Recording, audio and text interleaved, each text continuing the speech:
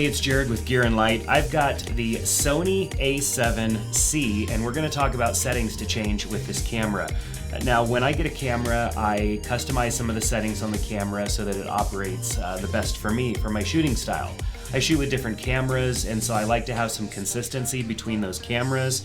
And I found that I just overall operate better as a photographer with some of these settings. And so if you have an A7C or are considering getting an A7C, some of these settings might be something that you want to take a look at.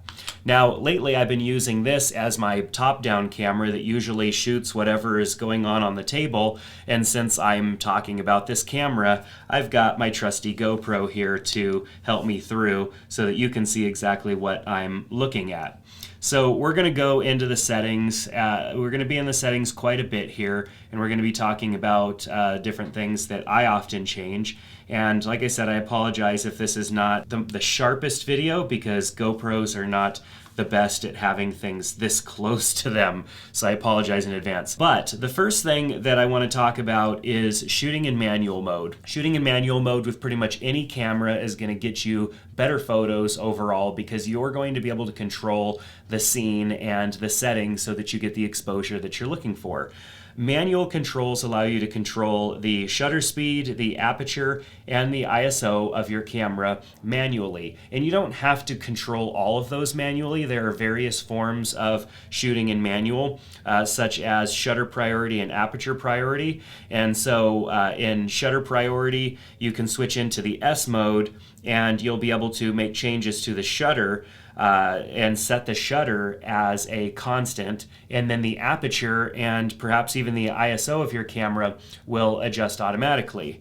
You can choose an aperture that is fixed, which is aperture priority, and now I can make changes to the aperture of my camera, and the shutter will respond and make adjustments. And so those modes can be pretty useful depending on what you're trying to achieve. Just to show you here, if I am in shutter priority and I'm making adjustments, you can see I can adjust the shutter, but the aperture is something that's going to automatically change, and it's flashing right now to let me know that my shot is extremely underexposed, and so I need to make a change with my shutter speed to get it to where it's not flashing. And you can see now the aperture is starting to adjust and respond, because if I go dark like this, the aperture can't go any lower, so that's why it's flashing. And then in aperture priority mode, the shutter is going to adjust. You can see that as I move the camera around or put something dark in front of the camera, it's going to change the shutter, and then I can change the aperture of the camera, and the shutter responds to that. So it's kind of an automatic mode that is assisted. I call them assisted manual modes. And so let's go back into manual. In manual mode, all of these are adjusted individually. So you have the shutter here on the control wheel. You have the aperture adjusted right here. And then with a tap to the right and then a rotation, you can adjust your ISO. And so manual mode, once you understand it, allows you to choose what the exposure of your shot is going to be. I have a course on how to shoot in manual mode. It's a general course on manual photography. It's called Ditch Auto, and it's linked down in the description below. I highly recommend that you check it out. It is a free course, so sign up for it. The next thing that I do is go and put my camera in RAW plus JPEG mode. Now, your camera can shoot RAW images, it can shoot RAW plus JPEG images, and it can shoot just JPEG images. There's a reason why I shoot RAW plus JPEG, and that's because technology can fail at times, and raw images can sometimes be finicky. And I've had a few instances in the past where the raw images that I was shooting, a few of them were corrupt. Something was wrong with them. And when I tried to copy the files over into Lightroom or onto my computer, the files failed. But I had the JPEGs as fallbacks. Now, the JPEGs are still great images. They are not as flexible as a raw image, but having the raw and the JPEG gave me a fail-safe. And especially when I am going and shooting events, shooting things for other people, I want to make sure that I have those backups. And so the raw and the JPEG helps me, especially with a camera that only has one single card slot. So RAW plus JPEG is what I shoot in, and then there are some RAW plus JPEG settings, such as RAW file type. You can do compressed or uncompressed. I found that compressed is just fine. It doesn't compress them too bad. You still get amazing images out of it. And then the JPEG quality type I just set as fine. I don't need extra fine, which is a large JPEG image. But I also don't want standard. And then you can also set your JPEG image size here, which I just go with the largest size.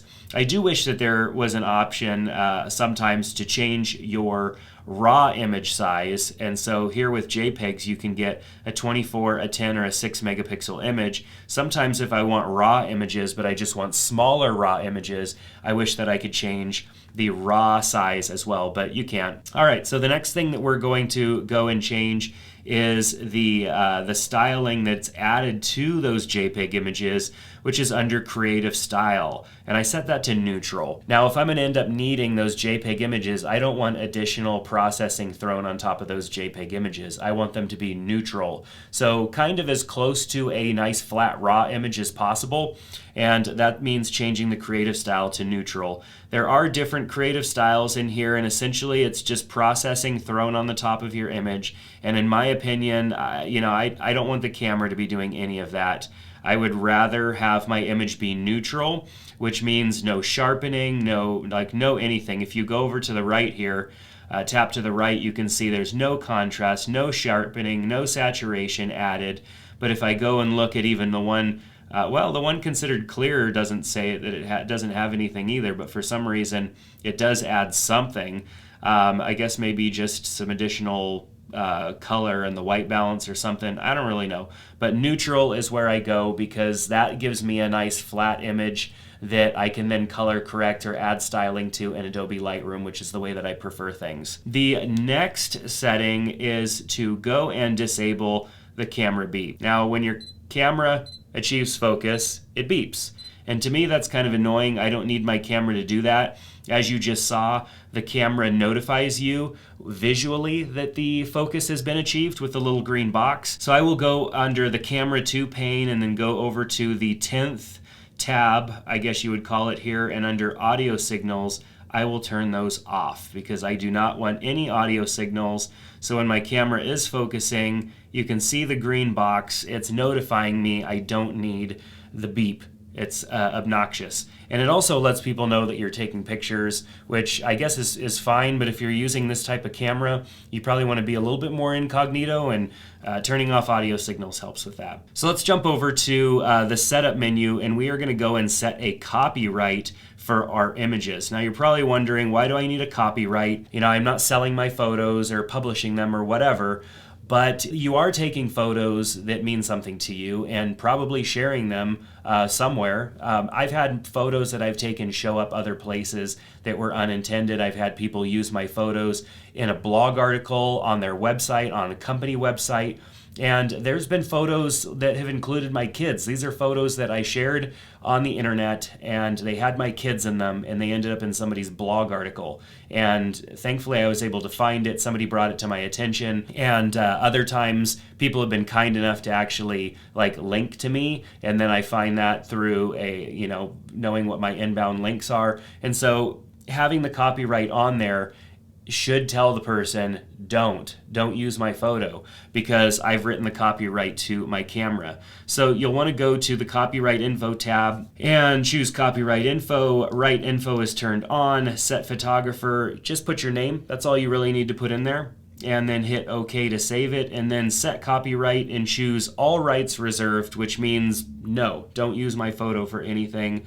Of course, if you have a copyright, maybe a Creative Commons license, that you're okay with people using your photos for something, but maybe non-commercially, but they can use them, or they can use them but they need to attribute it to you, or there's a lot of different ways that you can give permission and not just flat out say no. You would put that in this box, and it's very easy. You just go in here and go to set copyright, and then just click in here and then you can't tap to type, which is kind of a bummer, but you can move this around and start typing and add in your copyright and then hit OK. And then here you can display your copyright info to make sure that it looks right.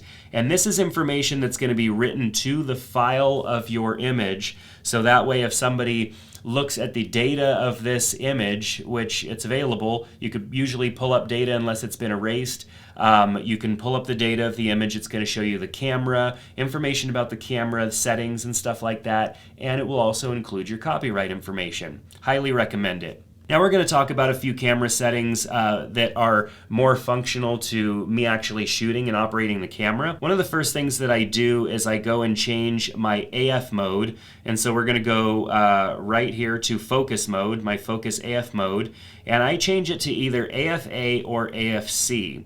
Now, AFS is single shot. This is great if you're just taking one picture of a subject that's not moving.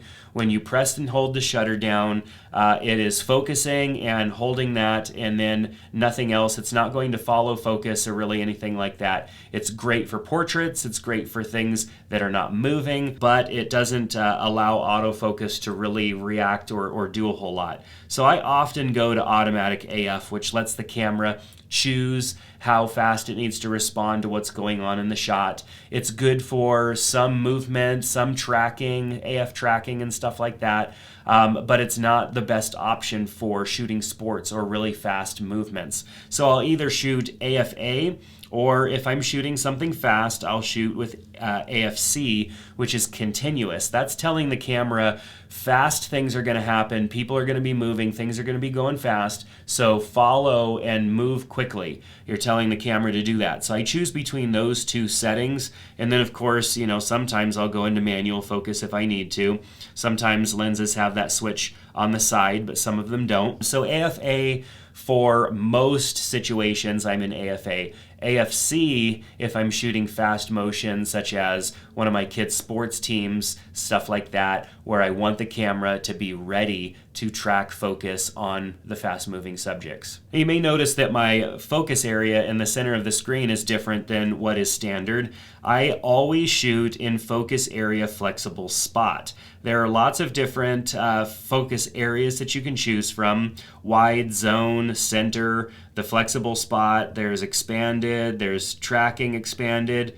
I often just shoot in flexible spot, and I'll choose the size, either small, medium, or large, based on the size of the subject and how accurate I want this to be. Now, when I'm shooting handheld, I'm usually shooting in this manual, or in this medium-sized spot here, because I want the focus area to be just within that box. Sometimes the camera will decide to go and find something else in the background and focus on it. Cameras are getting really good at avoiding this now, but on occasion you'll end up with the focus being on something else, or maybe the focus being on someone's hair or on their shoulder or something, when really you want the focus to be on their face, like their eyes. And even though autofocus is really good, and when it does recognize a person with eyes, it will override and it will track on those eyes. It doesn't always happen perfectly, especially if things are moving quickly. So if you use this flexible spot and you get used to the fact that the spot is smaller, which means you're going to have to think a little bit more, but your focus is going to be much more accurate. You're not going to accidentally have these situations where the camera decides to check someone out that's in the background, and then your subject in the foreground is lost. So I use the medium focus area most of the time, and here's how I typically use it. So I can tap around on the back of the camera. So if I'm shooting, I typically will use my thumb and tap into the area that I'm looking to put into focus. So if there's a person right back there, I will tap on that right on their face, and then it will put the focus area right there. You can also kind of drag it around as well, which is cool. This works both with photo and video. And in video, it's really cool because you can tap and focus on something, and then if you want to rack focus or switch that focus gradually from one object to the other, you can just tap, and then the camera will just throw focus right from one item to the other, and it's pretty cool. So I can tap to focus. I can also tap the center button here and then move the focus area around like this. This is the way that I used to do it before these cameras got touchscreens. And then the touchscreens weren't super functional, and now they are really functional. And so I can just tap around and get the focus spot immediately that I want.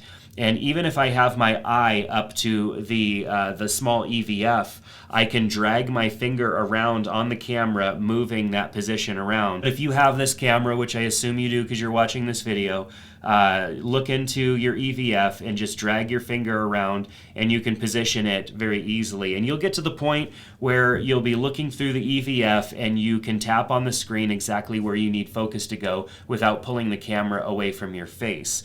So very cool feature utilizing flexible spot, medium flexible spot. The last thing that we're going to do is pair our phone to our camera so the location data that from where we're at is actually saved to the photo as well. So let's do that. So to get that location data coming in from your phone to your camera, we're going to need to go to network 1 and then slide over to network 2, go to Bluetooth settings and turn on Bluetooth settings, and then go to pairing. Now it's going to require us to pair the camera to our phone. So we're going to grab our phone and we're going to go into the Image Edge app and we're going to choose Location Information Linkage.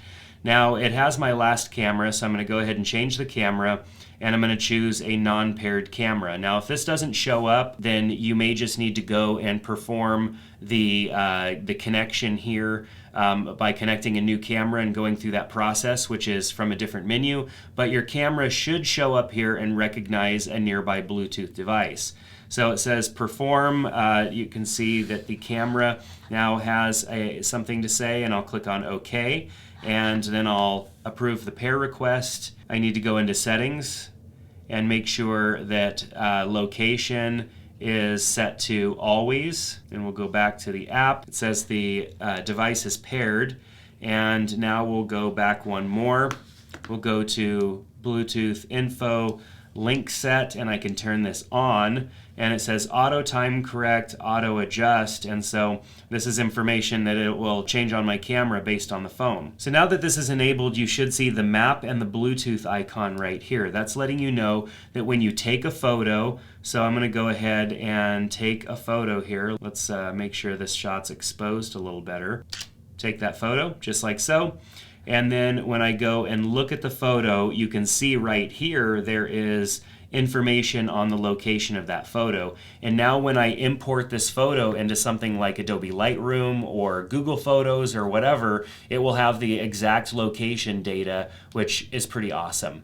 So this is great because the location data is something that our phones collect, and it's nice to have that geotag information when we go back and view those images. This is how you're going to do that. So that is going to do it for my settings on the A7C. There are several settings that I used to change that are now just default and things that come pre-set up in the cameras. I don't know if they've watched my videos in the past or if me and many others just make the same settings changes, but some of these things I just don't have to do anymore. So my list of 10 things is now 7 things, which is great because it makes the setup process even easier for me with this particular camera. So if you have any questions about the A7C, ask down in the comment section below. I've got some links to the SD cards that I use, some accessories, my favorite lenses and stuff are down in the description below, so definitely check those out, and make sure to check out that Ditch Auto course so you can learn